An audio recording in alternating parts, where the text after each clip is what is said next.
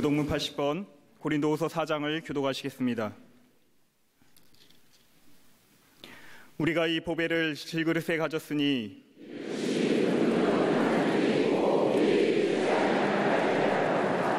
우리가 사방으로 우겨쌈을 당하여도 쌓이지 아니하며 박해를 받아도 버림받지 아니하며 우리가 항상 예수의 죽음을 몸에 짊어짐은 우리 살아있는 자가 항상 예수를 위하여 죽음에 넘겨짐은 아멘.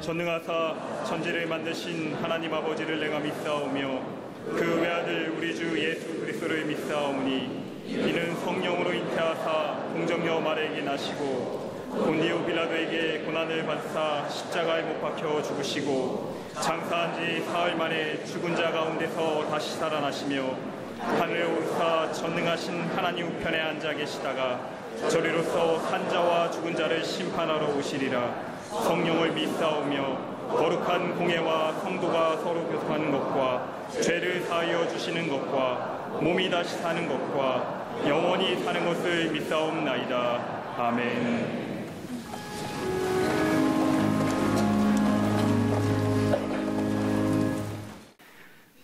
우주 만물의 창조주 되시는 전능하신 하나님, 죄 많고 부족한 저희들을 사랑하셔서 자녀 삼아주시고 예수 그리스도 믿음 안에서 의롭게 여겨주심에 감사합니다. 이 시간 지치고 연약한 마음, 상한 심령을 가지고 주님 앞에 나왔사오니 이 예배를 기뻐 받아주시고 우리를 새롭게 하여 주시옵소서. 예수 그리스도 십자가를 바라보는 사순절, 우리의 죄된 모습을 회개합니다. 하나님의 말씀대로 살아간다고 다짐했지만 믿음대로 살지 못하고 거짓과 정욕, 세상의 즐거움을 쫓아 살았음을 고백합니다. 이 시간 예수 그리스도의 십자가 은혜를 의지하며 나아가오니 우리를 정결케 하여 주시옵소서. 주의 은혜의 날개 아래 거하게 하시고 날마다 주님과 동행하는 믿음의 삶을 살아가게 하여 주시옵소서. 이 나라 이 민족을 사랑하시는 주님, 국정개입과 탄핵, 사드 문제 등 정치적인 혼란 속에서도 하나님의 뜻을 구하며 기도하게 하심에 감사합니다. 국민들의 마음에 있는 근심과 걱정을 주님께서 어루만져 주셔서 비난과 분쟁, 부정적인 생각이 사라지고 오직 여호와 하나님만을 의지하며 기도할 수 있는 주의 백성들이 되게 하여 주시옵소서. 이스라엘 백성들이 국가적인 위기 앞에서 미스바에 모여 회개하며 기도할 때 에베네셀의 하나님, 도우시는 하나님의 역사를 경험한 것처럼 한국의 많은 교회와 성도들이 함께 기도함으로 하나님의 놀라우신 구원과 회복의 역사를 경험하게 하여 주시옵소서. 우리의 기도에 응답하시는 주님, 저 북녘 땅에 자유와 인권을 상실한 채 고통 속에서 부르짖는 주의 백성을 기억하여 주시옵소서. 우리 모두 함께 간절히 기도하오니 주의 긍휼하심을 베풀어 주셔서 나누어진 이 땅이 하나 되어 하나님을 찬양하며 예배하게 하여 주시옵소서. 우리 광림재단을 사랑하셔서 하나님의 인도하심 가운데 신사도적 교회로서 귀한 선교의 사명 감당하게 하심에 감사합니다. 올 한 해 복음의 능력을 가지고 세상을 향해 나아가 생명의 빛을 비추는 거룩한 주의 교회 되게 하여 주시옵소서. 복음을 전할 때 모든 선교구와 기관, 부서들이 부흥성장하게 하시며 특별히 교회의 미래인 교육국과 청년국이 믿음 안에서 든든히 세워져 가게 하여 주시옵소서. 특별히 세우신 교사들에게 성령 충만함 가운데 지혜와 능력 주셔서 모든 광림의 자녀들이 하나님의 신실한 일꾼들로 세워지게 하여 주시옵소서. 진행 중인 트리니티 성서대학원을 통하여 말씀 안에 늘 거하게 하시고 말씀 공부를 통하여 우리를 향하신 하나님의 뜻을 더욱 깨달아가는 모든 광림의 권속들 되게 하여 주시옵소서. 세우신 담임 목사님, 갑절의 영적 능력을 허락하셔서 우리의 광림의 재단을 이끌어가신 데 부족함이 없게 하시고 성령 충만하심 가운데 하나님 주시는 귀한 비전을 이루어가게 하여 주시옵소서. 이 시간 말씀을 선포하실 때 주의 오른손으로 붙잡아 주시고 말씀을 듣는 모든 영혼들이 회복되며 삶이 변화되는 은혜의 시간 되게 하여 주시옵소서. 이 시간 함께 예배드린 광림남교회와 국내의 모든 선교지들과 방송으로 예배하는 모든 이들에게도 크신 은혜로 채워주시고 주의 보호하심과 인도하심으로 늘 함께하여 주시옵소서. 우리의 구원이 되시는 예수 그리스도의 이름으로 기도하옵나이다. 아멘. 오늘 성경 말씀은 빌립보서 3장 7절부터 12절까지입니다. 그러나 무엇이든지 내게 유익하던 것을 내가 그리스도를 위하여 다 해로 여길 뿐더러 또한 모든 것을 해로 여김은 내 주 그리스도 예수를 아는 지식이 가장 고상하기 때문이라. 내가 그를 위하여 모든 것을 잃어버리고 배설물로 여김은 그리스도를 얻고 그 안에서 발견되려 함이니 내가 가진 의는 율법에서 난 것이 아니요 오직 그리스도를 믿음으로 말미암은 것이니 곧 믿음으로 하나님께서부터 난 의라. 내가 그리스도와 그 부활의 권능과 그 고난의 참여함을 알고자 하여 그의 죽으심을 본받아 어떻게 해서든지 죽은 자 가운데서 부활에 이르려 하노니 내가 이미 얻었다 함도 아니요 온전히 이루었다 함도 아니라 오직 내가 그리스도 예수께 잡힌 바 된 그것을 잡으려고 달려가노라. 아멘.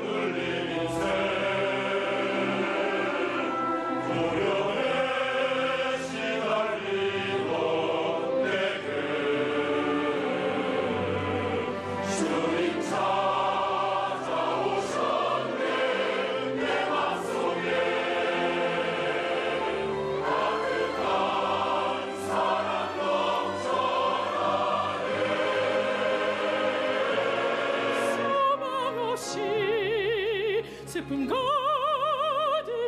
인생 죽음의 공포 속에 내게 주 십자가 주시옵네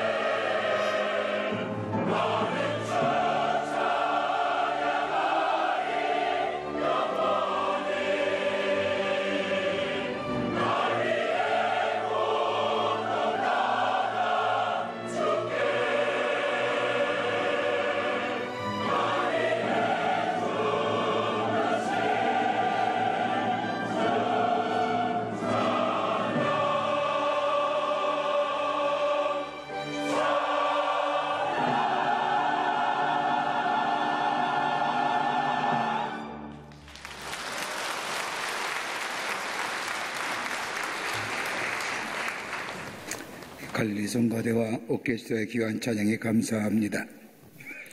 사순절 기간에는 한번 들어야 될 귀한 찬송이 있죠. The old logston cross made the difference. 이 원제목입니다. 골고다 언덕의 십자가가 나를 새롭게 했다는 뜻이지요. 내가 아무런 뜻도 없이 의미도 없이 비탄의 마음에 걸어갈 때에 예수께서 내 마음을 터치하셨는데 그 나를 변화시켰다. The old logston cross made the difference란 원제작의 제문의 찬송인데 은혜 많이 받았습니다. 감사합니다. 세상을 살아가는 기준이 있다면 저마다 가지고 있는 가치관과 세계관을 가지고 세상을 바라보고 판단하고 더 나아가 일상의 생활 속에서 결단하며 살아갑니다. 이러한 가치관과 세계관, 우리가 배운 지식과 그리고 경험이 이루어져 우리의 가치관과 세계관을 형성한다 할 것입니다. 그 가운데 지식이 중요합니다. 뭘 배우고 사느냐, 뭘 배웠느냐라는 겁니다. 그 지식을 굳이 우리가 구분하다 보면 몇 가지의 지식으로 구분해 볼 수가 있습니다. 하나는 일상의 지식입니다.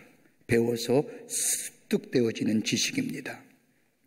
우리가 배우고 가지고 있는 지식, 가만히 생각해 보면 이것이 세월이 지나오면서 검증되고 실증되어 우리의 삶의 한 부분이 되었습니다. 일상의 지식이지요. 또 하나의 지식이 있습니다. 관찰적 지식입니다. 다 알 수는 없지만 그렇다고 해서 다 설명할 수도 있는 것도 아닙니다. 그냥 있는 대로 깊이 관찰하여 얻어지는 지식입니다. 생명의 신비 같은 거예요. 아무리 생명이 태어나, 지금 보세요. 우리가 생명이 태어나서 성장하여 지금의 내 모습이 된 것, 뭐라 설명할 수 없는 신비로움입니다. 아무리 설명하려고 해도 설명될 수 없는, 그저 보고 관찰함으로 얻어지는 지식들, 나의 관찰과 다른 사람의 달라짐의 모습을 통한 그 관찰을 통하여 얻어지는 지식, 이게 관찰적 지식입니다. 그렇게 보는 것이 복에 달하는 거죠. 또 하나의 지식이 있습니다. 체험적 지식입니다. 스스로 체험되어지고 경험되어지는 지식, 그래서 얻어지는 지식, 여러분 이것처럼 강하게 만든 것이 없습니다. 이 체험적 지식에는 두 가지의 것이 있습니다. 우리가 가졌던 지식이 밖으로 나아갈 때에 이것은 다른 것이 아니라 아집이 되기 쉽고 고집이 되기 쉽습니다. 여러분 가만히 보세요. 내가 체험되어진 것이 나로 하여금 지식화되었어요. 이것이 밖으로 나아가게 될 때에 이것이 고집이 되고 아집이 되고 좋은 의미로 신념이 되기도 하죠.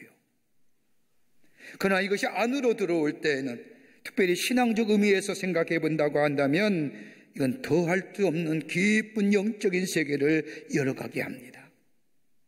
내게 함께 하시는 하나님, 감각으로 얻어진 지식이 아니라 하나님과의 인격적 관계 속에서 얻어지는 지식, 예수님과 깊은 만남과 인격적 교제 속에 얻어지는 지식, 그걸로 통해서 예수를 구주로 고백하고 예수님에 대한 새로운 순종과 더불어 예수의 죽으심과 부활에 참여함으로 내 신앙의 체험이 더욱더 깊은 차원에 들어가는 사람, 여기에 능력이 나타나고 여기에 새로운 생명의 역사를 경험하며 여기에 생명적 에너지를 얻습니다. 이 체험적 지식이 있게 될 때에 비로소 우리의 가치관과 세계관이 달라집니다. 예수를 오래 믿어서 우리의 가치관과 세계관이 달라지는 것이 아니라 내가 예수 안에 거함으로 예수의 인격적인 만남을 통하여 체험적인 것으로 얻어지는 그 놀라운 하나님의 사랑과 그 인자하심이 내 속에 체험되어질 때에 여기에 내 인생에 변화가 있습니다. 이 변화 없으면요 세속적 인본주의자 되는 겁니다. 교회 나오긴 해도 이런 생명적 변화가 없으면 교회에 나와서 위로함과 마음의 기쁨과 잠시의 세상의 것을 잊어버리는, 그리고 밖에 나가서는 세상의 방법과 룰대로 살아가는 세속적 인본주의적으로 만들어버리는 겁니다. 그래서 내 삶이 변화되는 겁니다. 내 인생관과 가치관이 새로워 달라집니다. 예전에 그렇게 즐겨왔던 것을 다 끊어버립니다. 그렇게 자랑하였던 것들 다 헛된 것으로 알고 버립니다. 새롭게 변화됩니다. 이걸 가리켜서 신학적 용어로 그리스도 중심적 가치관의 변화라고 얘기합니다. 여기에는 예전에 누리지 못한 참된 자유함을 누립니다. 이전에 경험하지 못했던 기쁨과 감격이 넘쳐난 인생으로 살아갑니다. 그 대표적인 삶을 우리 성경 속에서 누굴 찾을 수 있느냐? 바울을 얘기할 수 있습니다. 그리스도적 중심의 가치의 삶을 살아간 바울. 오늘 본경 말씀을 가만히 보면 바울은 자신의 이력을 이렇게 보면 본문의 말씀의 앞절에 기록합니다. 그러면서 얘기하기를 내가 가진 거 다 버렸노라. 배설물로 여기노라. 3절 8절 빌립보서 3장 8절의 말씀을 보면 내가 그를 위하여 모든 것을 잃어버리고 배설물로 여기면 그리스도를 얻고 그 안에서 팔건되려 함이니 내가 예수를 얻은 후에 보니 내 가진 것이 다 쓸모가 없더라라고 하는 겁니다. 여러분 구체적으로 어떤 겁니까? 뭘 버렸다는 겁니까? 빌립보서 3장 5절의 말씀을 보면 바울이 버린 것들에 대해서 이렇게 얘기합니다. 하나는 뭐냐? 나는 구별된 사람이다 라는 선민사상 버렸다는 겁니다. 이스라엘 사람이라는 거 버렸다는 거예요. 여러분 이스라엘 사람들은 구약의 전통대로 지금도 8일 만에 할례를 받습니다. 할례가 가진 의미는 나는 아브라함의 후손이요 더 나아가 하나님으로부터 선택받은 사람이라는 의미가 갖고 있습니다. 선민사상의 기초가 되는 것이 할례입니다. 나는 너와 다르다라는 거예요. 순수한 이스라엘 사람이라는 거예요. 더 나아가 바울은 이렇게 얘기합니다. 내가 이스라엘 족속이라고 하는 것, 야곱의 자손이라는 것 버렸다는 겁니다. 이스라엘 족속이 지니고 있는 것 가운데 함축적 의미는 다른 것이 아니라 나는 하나님의 축복을 받은 야곱의 자손이라는 혈통적 우월감입니다. 난 다른 사람과 다른 민족과 달라. 이거 버렸다는 겁니다. 2차 세계대전 이것 때문에 독일에게 600만이 죽지 않습니까? 더 나아가 세 번째는 나는 왕족의 혈통이라는 것을 버렸다는 겁니다. 바울은 자신의 지파를 얘기할 때 나는 베냐민 지파의 사람이라고 얘기합니다. 베냐민 지파에 가지고는 의미는 사랑받는 자라고 하는 의미가 담겨져 있습니다. 베냐민 야곱의 12아들 중 가장 사랑받던 막내요 야곱이 사랑했던 아내 라헬이 낳아준 아들입니다. 그 베냐민 지파에서 이스라엘의 초대 왕이 나왔습니다. 베냐민 지파는 훗날에 메시아의 혈통이 되는 유다 지파가 됩니다. 바울이 말하는 베냐민 지파라고 하면 메시아의 혈통이여 더 나아가 왕족이라는 겁니다. 이거 버렸다는 거예요. 네 번째는요, 문화적 사람이라는 거 버렸다는 거예요. 바울을 자신이 소개할 때 히브리인 중에 히브리인이라고 말합니다. 히브리의 정교에 능통하고 그 풍속에 익숙한 사람이라는 겁니다. 언어에 능통했다는 것, 문화적인 사람입니다. 여러분 언어가 능통하면 그 나라의 문화를 아는 겁니다. 여러분 영어 잘하는 분이면 영어의 문화를 아는 것이고 영국의 문화를 아는 사람입니다. 스페니쉬를 잘하면 스페인의 문화와 스페인의 것들을 아는 사람입니다. 그러니까 히브리어를 잘한다고 한다면 히브리의 문화 아는 겁니다. 전통을 압니다. 다시 말해 자신은 문화적 사람이라는 겁니다. 다섯 번째는 자신은 성별된 유대인이라는 것 버렸다는 겁니다. 자신을 가리켜 얘기할 때 난 바리새인 중에 바리새인이다. 바리새인은 엄격한 규칙에 사는 사람이라는 겁니다. 여러분 예수님 당시에 이런 바리새인이 그 수많은 이스라엘 사람 가운데 몇 명이냐? 6,000명밖에 없었습니다. 그 가운데 한 사람이라는 거예요. 난 달라 라는 얘기입니다. 나는 다른 사람과 다른 사람이라는 겁니다. 나름대로 자만심과 자부심이 있던 사람입니다. 더 나아가 자기는 종교적 명분 가지고 살았는데 명분 버렸다는 겁니다. 자기를 향하여 소개할 때 열심으로 하는 교회를 핍박했던 사람이라는 겁니다. 교회를 핍박했다고 하는 것은 유대교회의 극렬한 사람이요 적극적인 사람이요 신념의 사람입니다. 자기가 가지고 있는 것에 대하여 한치의 양보도 안 하는 사람입니다. 그러기에 바울은 저 다마스커스, 지금의 시리아의 다마스커스에 예수 믿는 사람이 있다는 얘기 듣고 그를 잡으러 예루살렘에서 쫓아갔던 사람입니다. 내가 가지고 있던 신념, 내가 가지는 신조, 이거 절대로 양보 못하는 사람입니다. 한번 생각해 보십시오. 여기 계신 우리 교우들 가운데 다 하나쯤은 갖고 계실 겁니다. 난 이런 사람이야. 나는 문화적 사람이야. 난 니들과 달라. 또 하나 있어요. 바울은요, 유대의 자부심을 버렸다는 것. 바울은 자신을 가리켜서 율법으로 의가 흠이 없는 자라고 얘기합니다. 여러분 한번 생각해 보시죠. 이렇게 오만한 사람이 어디 있습니까?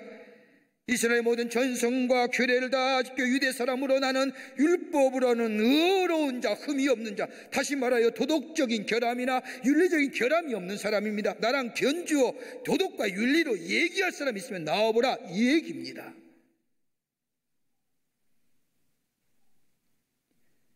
여러분, 이렇게 오만한 사람이 어디 있습니까? 다른 면에 뭐 이렇게 완벽한 사람이 어딨냐 말입니다. 문화적인 소양도 있어요. 지식도 있어요. 혈통적으로나 다른 사람의 관계성이나 뭐 하나도 빠질 것이 없는 사람입니다. 그런데 바울이 뭐라고 얘기해요? 내가 이걸 자랑으로 여겼는데 버렸다라고 얘기해요. 바울이 버렸다는 것은 아니면 예수를 만난 후에 버렸다는 겁니다. 내가 자랑할 만한 것이고 내 삶의 신념이며 내 삶의 존재 기반이며 이것 가지고 살았는데, 내가 예수를 만난 후에 내 가치관과 세계관이 그리스도적 중심의 가치의 삶으로 변했다는 겁니다. 그러면서 그 고백이 3장 8절입니다. 내가 모든 것을 해로 여기면 내 주 예수 그리스도를 아는 지식이 가장 고상함을 인함이라. 내가 그것을 위하여 모든 것을 잃어버리고 배설물로 여기면 그리스도를 얻고 라고. 여러분, 우리가 무엇인가 얻기 위해서는 무엇인가 포기해야 됩니다. 다 누릴 수 없는 겁니다. 이것도 갖고 저것도 가지려니까 문제가 생기는 겁니다. 내가 하는 것을 소유하려고 하면 다른 것을 버려야 됩니다. 바울은 새로운 것을 향하여 뭐라고 표현하냐? 고상하다라는 겁니다. 고상하다는 것은 탁월함입니다. delight, excellence, 위태하, 뛰어나다는 표현입니다. 절대적 가치입니다. 양보할 수 없는 가치입니다. 내가 이 고상한 지식을 가졌노라.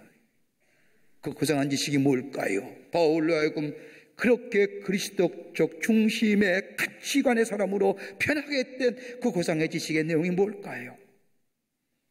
오늘 본문의 말씀을 통해서 몇 가지를 함께 말씀을 나누어보고 은혜 받기를 원합니다. 첫째는 내가 예수를 체험했다는 겁니다. 고상의 지식의 내용의 첫 번째는 체험이라는 겁니다. 8절에 이렇게 고백합니다. 예수 그리스도를 아는 지식이 가장 고상함을 인함이라. 바울이 사도는 여기서 그치지 아니하고 더 나아가 내가 그를 위하여 모든 것을 잃어버리고 배설물로 여기면 그리스도를 얻고 라고 말합니다. 그리스도를 아는 지식, 추상적이고 논리적인 게 아닙니다. 굳이 정의한다면 역사적이고 더 나아가 경험적인 지식입니다. 안다는 것은 히브리어 말로 야다라고 하는 겁니다. 체험되어지는 익스피리언스. 다시 말해 이 체험이라는 것은 인격적인 만남입니다. 인격과 인격의 관계 속에서 아는 것입니다. 체험된다고 얘기하는 겁니다. 서로 포옹을 한다고 해서 체험되는 것이 아닙니다. 손과 손을 잡는다고 해서 체험한다는 것이 아닙니다. 여러분, 악수의 기원이 무엇입니까? 나 아무것도 없다라고 하는 겁니다. 나는 아무런 것도 지니지 않았다. 평화하자. 이 얘기가 악수의 처음에 시작된 거랍니다. 나도 없다, 너도 없다 이런 얘기죠. 여러분, 그래서 만남이 되는 게 아닙니다. 여러분, 사랑은 얼마나 귀합니까? 사랑을 알지 못하면 그 사랑이 아무것도 아닙니다. 사랑이란 체험되어져야 하고 알아야 됩니다. 알게 될 때에 그 사랑이 고맙고, 알게 될 때에 그 사랑이 뜨겁고, 알게 될 때에 그 사랑이 나를 새롭게 하는 겁니다. 이게 야다, 체험된다는 겁니다. 누가복음 15장 말씀을 보세요. 잃어버린 아들의 비유가 나옵니다. 아버지의 산을 가지고 나아가다 탕진한 후에 마지막에는 돼지의 주업 열매를 먹으면서 배를 채우다가 아버지의 품으로 돌아옵니다. 참으로 용서할 수 없는 아들입니다. 아버지 잔을 다 써버렸습니다. 그러나 탕자가 집에 돌아올 때에 비로소, 그전에는 몰랐지만 내가 어떤 사람인지 알았습니다. 그가 집으로 돌아올 때 자기 인식을 얘기합니다. 나는 무능한 사람이요, 배반자요, 하늘과 아버지께 죄를 지은 사람이요, 용서받지 못한 죄인입니다. 내가 누구인지 비로소 아는 거예요. 그러나 이런 아들 아버지는 영접하면서 반지를 끼워주고 자색 옷을 입히고 손을 잡아 잔치를 베풀고 그리고 기뻐합니다. 이것을 본 이 탕자 비로소 아버지의 사랑을 체험합니다. 알게 됩니다. 그리고 인격과 인격의 만남이 이루어집니다. 그리고 내가 누구인지 비로소 깨닫습니다. 나는 아버지께 가장 소중한 존재라. 아버지의 사랑을 받고 보니 나아가 아버지의 사랑이 나를 새롭게 합니다. 그 사랑이 나를 새로운 존재로, 가치 있는 존재로 만들어줍니다. 이게 체험됐다는 겁니다. 바울이 그 고백입니다. 내가 율법에는 아무런 흠이 없고 히브리인 중에 히브리요 학문적으로도 베냐민 지파에 속한 사람이요 유대인의 유언주의 나만큼 가진 사람이 어디 있었느냐? 그런데 내가 거기 있을 때는 아무런 변화가 없더라. 그런데 예수 만나고 예수 체험하니 내가 변화되었더라. 이것만큼 고상한 지식이 어디 있느냐라는 거예요. 그러게 신앙은 체험되는 겁니다. 누굴 체험이요? 예수님이 체험되어져야 됩니다. 예수와의 인격과 인격의 만남이 있어야 됩니다. 그럴 때에 내 영혼이 달라지고 내 삶이 달라지고 내가 탐닉했던 세상의 어떤 것들이 다 사라지고 썩어지지 아니할 새로운 것들에 대하여 소망하며 새로운 삶으로 살아갑니다. 이게 변화되었다는 거예요. 이걸 가리켜서 생명적 변화라는 겁니다. 브라디라고 하는 불량한 사람이 하나 있었습니다. 그 사람을 죽이고 이를 목격한 사람의 고발로 체포되어 재판에서 사형을 선고받았습니다. 감옥에 있는 동안 목사님의 전도로 예수를 믿게 됩니다. 옥중에서 쉬는 날의 가호를 돌이키면서 자신의 죄를 모두 회개합니다. 나는 죽어 마땅한 사람이야. 내 죄가 너무 크기에 죽기에 마땅하다라고 스스로 결론을 내립니다. 사형 선고를 받아서가 아니라 하나님 앞에서 회개하는 가운데 나는 죽어 마땅한 사람이라고 인정하게 된 겁니다. 사형 날짜의 집행만 기다리고 있습니다. 그런데 마음속에는 지워버리지 못하는 증오의 한 감정이 남아 있습니다. 그러나 아무 관계도 없이 자기를 고발한 그 사람 도무지 용서할 수 없는 거예요. 그 사람이 아니었더라면 내 신세가 이렇게까지는 안 되었을 텐데, 그 사람이 아니었더라면 기도하고 회개는 하는데 자꾸 이 생각에 고개를 쳐듭니다. 사형 집행하는 바로 전날 자신을 전도한 목사님이 이 브라디를 찾아왔습니다.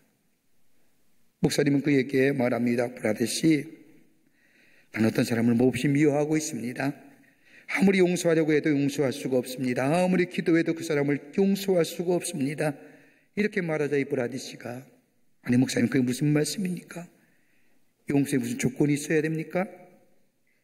무조건 용서해야지요 라고 말하는 겁니다. 그자 목사님이 브라디의 손을 꽉 잡으면서 떨리는 음성으로 말합니다. 맞습니다. 나는 이제 당신을 용서하려고 합니다. 아니 용서합니다. 당신이 내 동생을 죽였습니다. 내가 아무리 당신을 용서하려고 해도 용서할 수 없는데 당신을 만나고야 비로소 당신을 용서할 수 있게 됐습니다 라고 이야기합니다. 그 순간 이 브라다는 큰 충격에 눈을 감습니다. 그리고 얼마 지난 후에 입을 열어 말합니다. 대단히 죄송합니다. 저를 용서해 주십시오. 이제는 저도 나를 고발한 그 사람을 용서하게 되었습니다. 그렇게 말하는 순간 그의 마음속에 평안이, 마음속에 죄사함과 영원한 생명의 기쁨이 비로소 온전히 임하였다고 고백했다고 합니다.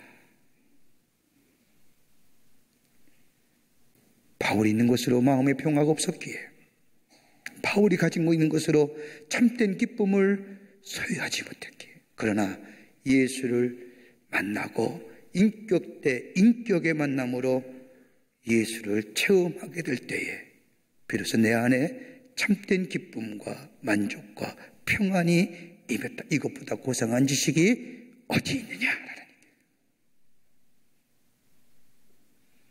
두 번째는 바울은 고상한 지식의 내용에 대해 이렇게 얘기합니다. 소유한다라는 겁니다. 동사형이지요. 바울이 고백했던 거 보십시오. 얻는다는 겁니다. 무엇으로도요? 예수를 소유한다는 겁니다. 경험되어지고 체험되어지고 인격과 인격의 만남으로 그치는 것이 아니라 예수가 내 안에 계시고 내가 그 안에 계시는 서로 연합하고 교통함의 관계입니다. 여러분이 우리가 소통한다고 하는 이 소통의 커뮤니케이션에 세 단계가 있다고 하죠. 하나는 뭐예요? 인포메이션, 안내하는 거예요. 소개하는 거예요. 내가 어디 간다?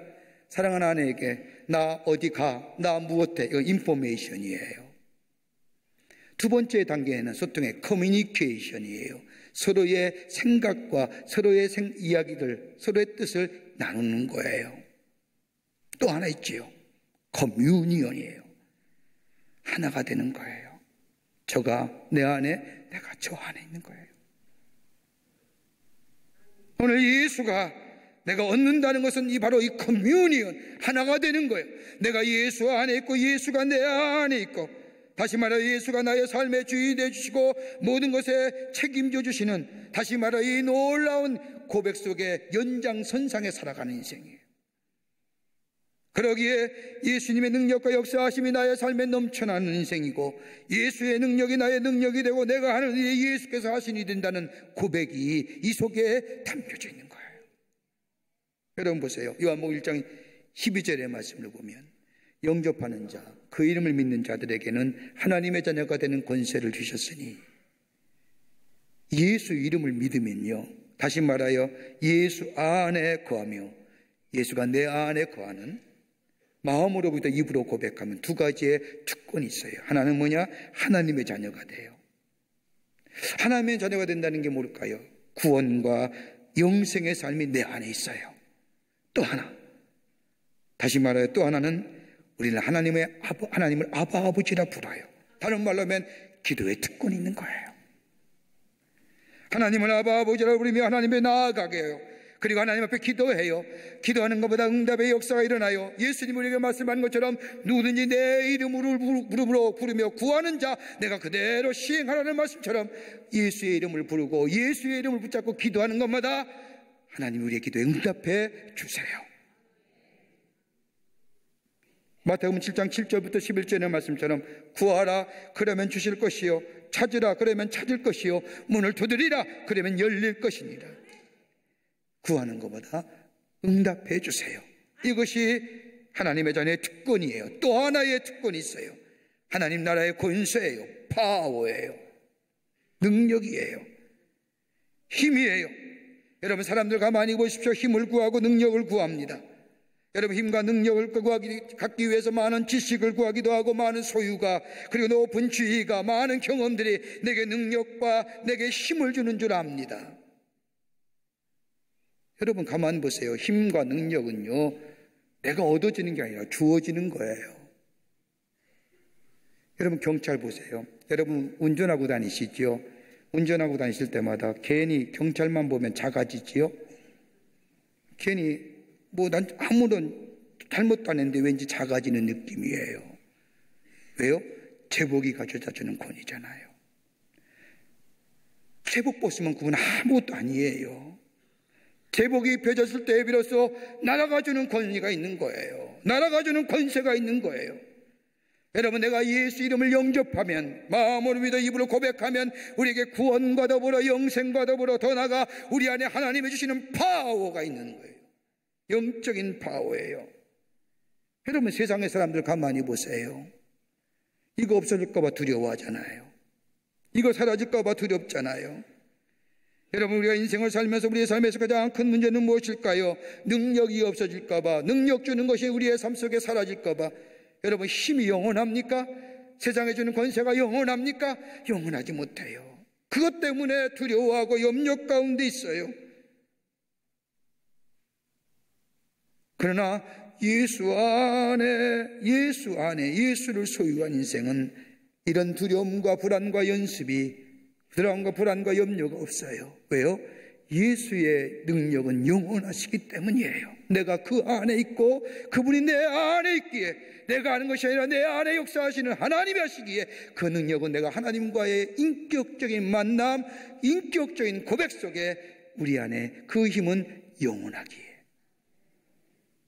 영원한 거예요. 여러분, 남북정전 때 노예 제방을 일으켰던 링컨 보세요. 인류의 보편적 자유와 진리를 위한 전쟁이에요. 인간의 평등함을 위해서 싸운 전쟁입니다. 얼마나 어려워요. 힘들 일이 많았습니다. 그럴 때마다 링컨이 자주 읽고 자주 묵상했던 성경 말씀이 있습니다. 시편 34편 4절 말씀이랍니다. 내가 여호와께 구하였더니 내게 응답하였고 내 모든 두려움에서 나를 건지셨도다 라고. 얼마나 많이 성경을 읽는지 그 성경의 시편 34편 4절 말씀에 링컨의 성경이 구멍이 빠질 정도로 얼마나 지적해서 읽었는지. 내가 여호와께 구하였더니 내게 응답하셨고 내 모든 두려움에서 나를 건지셨도다. 건지셨도다. 건지셨도다.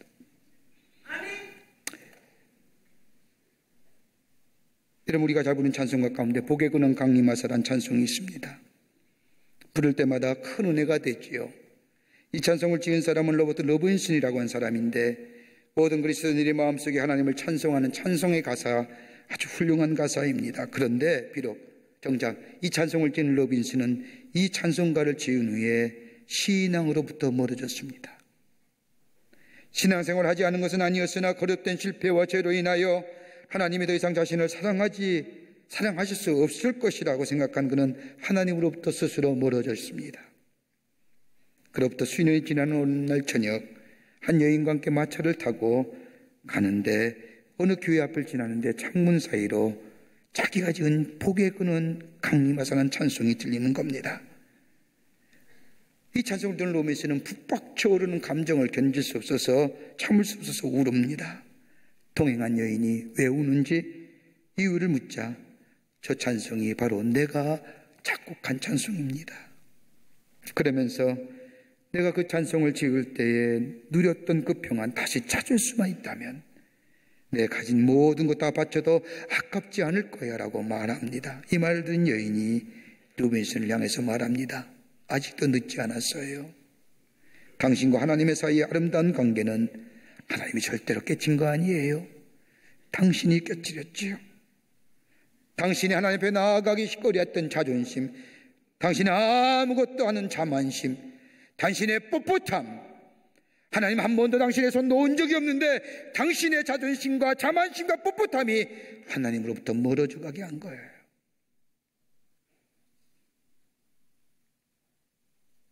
내 아집과 지식, 지혜되지 못하는 지식, 생명력을 잃어버린 지식, 이거 갖고 아니 된다는 거죠. 이거 갖고 아니라는 거예요. 바울의 고백이에요. 내가 그 안에 살아보니 이거 갖고 아니다라는 거예요. 내 삶이 영원히 메말라지고 영원히 드라이해지고 내 삶에 아무것도 새로운 생명의 역사가 없었다. 그러나 내가 예수 안에 있고 예수가 내 안에 있으니 내 안에 생명의 역사가 일어나다라는 거예요. 이것만큼 고상한 지식이 어디 있냐. 그러기에 이 예수를 소유하고 예수를 얻기에 내가 다 다른 것들을 뭘로요? 배설물로 여깁니다.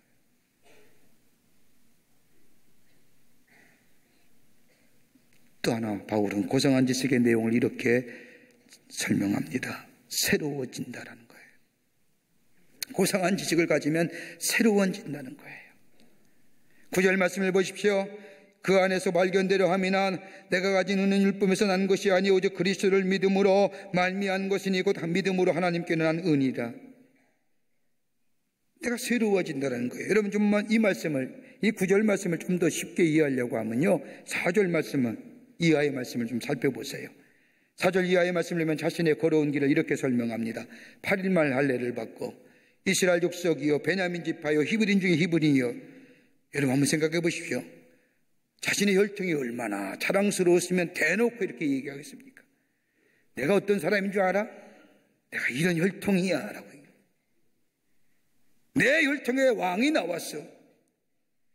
내가 베냐민 지파 사람이고 하나님의 축복받는 야곱의 족속의 사람이고 히브리인 중에 히브리요, 문화인이요. 그분입니까?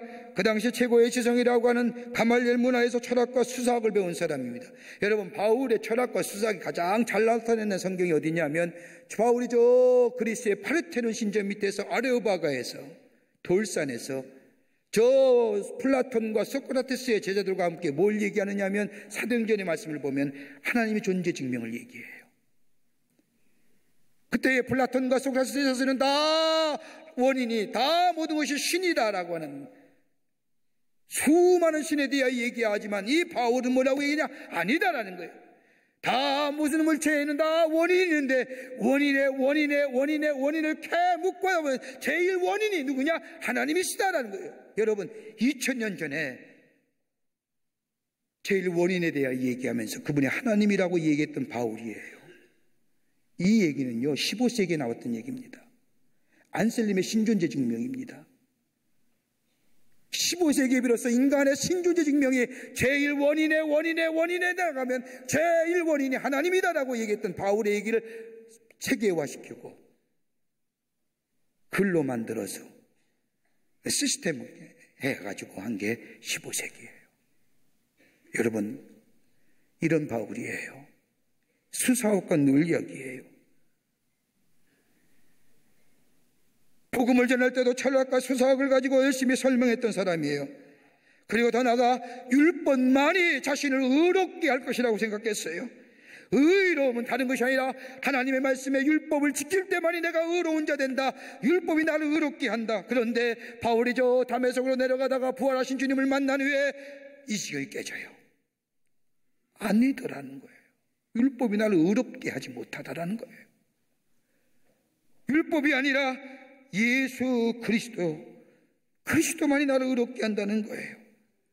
율법이 나를 도덕적인 자로, 나를 윤리적인 자로, 나를 신앙의 자리로, 나를 다른 사람과 다른 비교하여 상대적인 의로 만들려는 줄 알았는데 내가 예수 만난 후에 아니더라는 거예요. 예수가 믿음으로 말미암아 나를 의롭게 하시는데 그건 뭐예요? 예수님이 나를 당신의 의로움으로 덧입혀주시는, 덮어주시는 절대적인 의예요. 의로운 기준이 바뀐 거예요. 그러기에 바울은 그 놀라운 의로움을 깨닫는 후에 내가 그리스도를 위하여 다 해로 여길 뿐이라. 그러기에 믿음으로 의롭다 하는 거예요. 믿음으로 의롭다 하심을 얻는 거예요. 이것을 체험한 바울은 로마서 1장 17절의 말씀을 말합니다. 오직 의인은 믿음으로 말미암아 살리라. 의인은요, 누구요? 하나님의 절대적인 의를 덧입혀 사는 사람은 그 하나님을 믿는 믿음으로 살아야 된다는 거예요. 내가 없어지고 예수가 나타나는 것이고 내 의로움이 아무것도 아니라는 거예요. 그리스도의 의가 내 속에 나타나는 것이고 내 이름으로 가는 것이 아니라 예수의 이름으로 가는 거예요.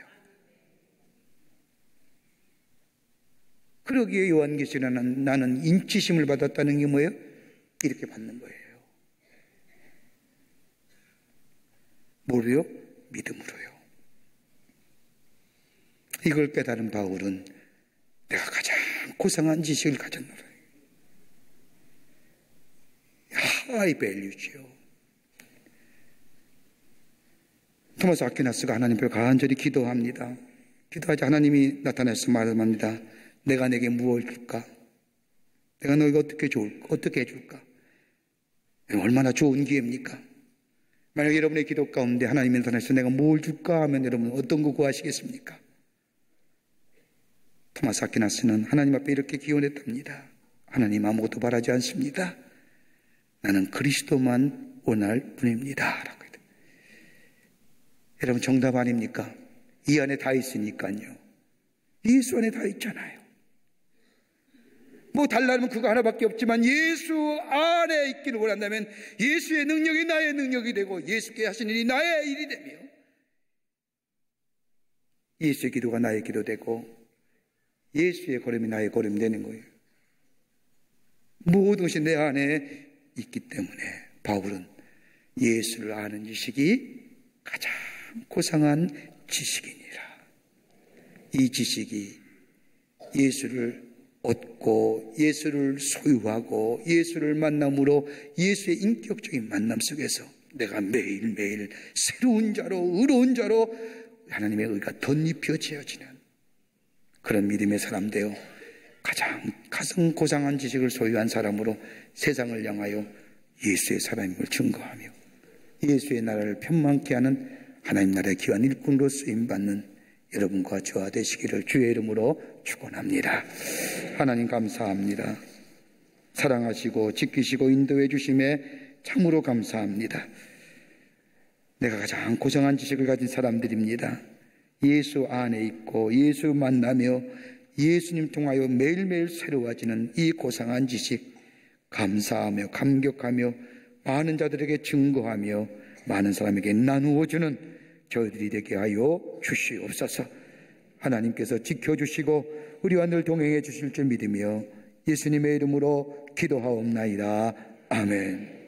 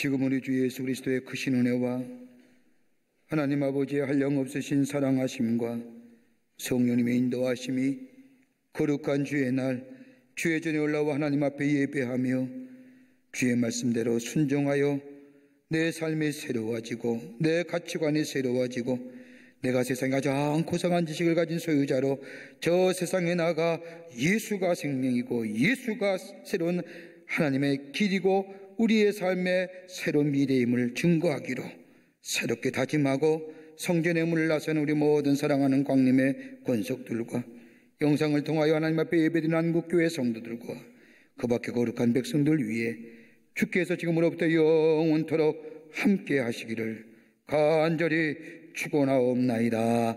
아멘. 조신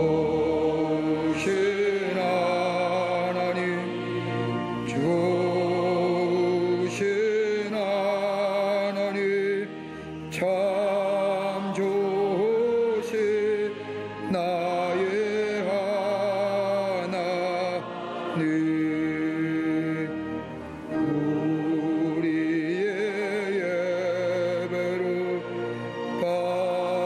받으신 하나님 참